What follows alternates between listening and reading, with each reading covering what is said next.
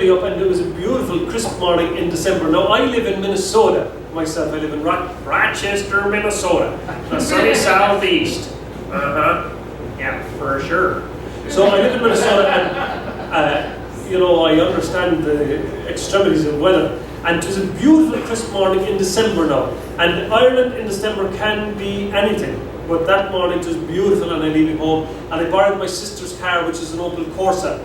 She's changed it up now, but it was one of these small, it was 5-door, would you imagine, but the engine, if any of you know about mechanics, was, wait for it, a 0.9 litre engine. You could go from here to Mexico on one tank, which was amazing. And there I was, it had pink seats and a pink steering wheel. I mean, it was fluffy, like. I had to wear sunglasses on a ballyclad and driving. I took down the dice. But I was driving, and the roads are beautiful at home now. If you ever go touring, don't forget I'm going next May. For 8 days, you can find out about it. But if you ever go touring, the roads are fabulous. They're really brilliant. The EU gave us so much money. Of course, they're looking for all back now. But they gave us money to build roads. And we were driving up through Cork. It was just me and myself and I, the three of us, driving up through Cork, and the roads were fabulous. And then we were going through the paddocks of Tipperary, where the Queen of England visited recently. She's managed to the horses. And we were driving up, and this is the only reason I'm telling you this story, is because when I got to just south of Athlone in the county of Westmeath, whatever the politicians did or did not do, but the roads were appalling. Just like New Orleans, if you've ever been down there. It was unbelievable, the potholes. There was one I went into, it was as wide as a weaver's beam, and I was nearly a half an hour before I came out of it. And if I did, I had popped my back left-hand tyre. I burst the tyre, so I pulled over, and I was trying to get the tyre off, and the wind had picked up at that time. And now I've been going to the gym more since now, you know what I mean? But I was trying to get the tyre off, but I couldn't, and the wind, Lord God, the wind in Ireland has a sense of humour. It kind of goes down, and it kind of gathers up a bit of, gravel, and then aims for your face. As you walk along, you get this kind of grazing. Like you'd see girls on television now from Ireland with the red hair and the rosy cheeks. They're not healthy, it's just that they're walking, and their skin has been exfoliated so much by the wind, Anyway, there was tears coming to my eyes with the wind, and I said it, unlike most men, I'd have to ask for help. And so it was 2007, it was the best year for 30 years previous for the harvest, and the farmers have made a fortune. They bought more machinery that autumn than they did for the whole 30 years previous.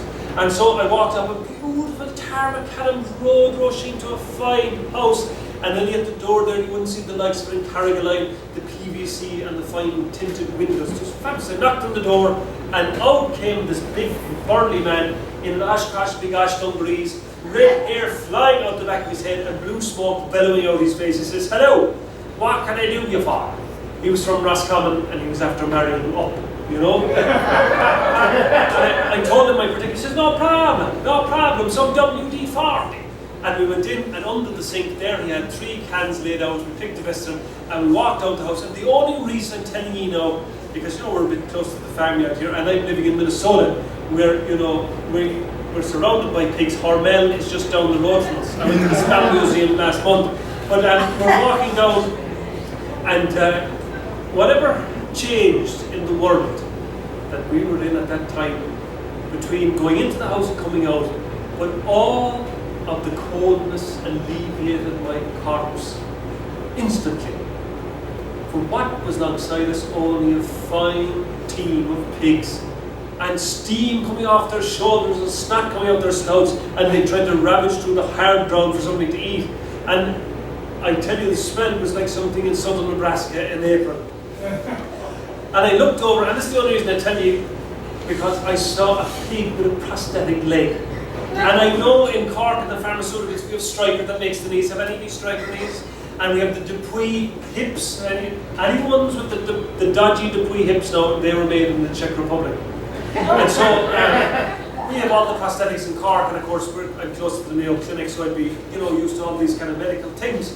And I said, "Excuse me, farmer, I didn't realise that they had prosthetics for animals, but could you tell me what happened to that pig that got a wooden leg?" And he looked at me very seriously. He says, "I'll tell you what, that pig, last summertime, my daughter was out the back field by the river with a line in trying to catch a salmon. And there she was, 7 years of age, and no one watching after her, only that pig. And a salmon caught the line, and she was pulled into the water. And there she was, face down 5 points on her way to heaven. When the pig broke through her fences, dived into the river, pulled her out by the scruff of her neck onto the bank, gave her CPR there and then, saved her life. I said, that's quite astounding, I said. And he went on to tell me that he reckoned the pig was the most intelligent creatures walking this world in 2 or 4 legs. Well, now, Jimmy, there was a blast of wind went up my nostrils, I could feel my hair burning. And I said, before I move on, Farmer, could you please tell me what happened that pig that I got a wooden leg? He said, I'll tell you about that. I'll tell you about that pig. My wife was driving the pig to the vet in the pickup truck for some inoculations. And there she was, driving along with the pig in the back. And she got a tame crease, she got a heart attack and fell down on top of the wheel. The pig broke through the back window, pushed down on the passenger seat and gnawed on the steering wheel, pulled her into the curb, flagged down 5 cars until she got a cell phone, phoned for an ambulance, saved her life. I said, that's amazing, I said. And he went on to tell me all these different things that he had about his own pigs. And I could feel with the next blow of air going past my nostrils that the breakfast was going to show itself. And I said, please, Farmer, we'll have to move on, but could you tell me what happened to that pig that I got a wooden leg? I'll tell you about that. I'll tell you about that pig now. Last autumn time, there I was, up on that corrugated barn, fixing the roof. And to the beautiful autumnal morning, I could see all the way across the broad Atlantic to Boston Harbour. And there I was on my own on the fine day, when a Protestant wind came from the east and blew down my ladder. And Lord God, there was rain coming from everywhere, and I was slipping and sliding, and there I was, holding onto the gable end, saying, coward, coward, help, help. And no one near me, only that pig. And she in full bloom with the next generation inside her. And she didn't think of herself or those to come, only pounded through her brand new fences, came to my aid, and just as my grip failed me, she slid her back into the gable end and broke my fall, saved my life. And the 16 bonnets inside her marched out in single file.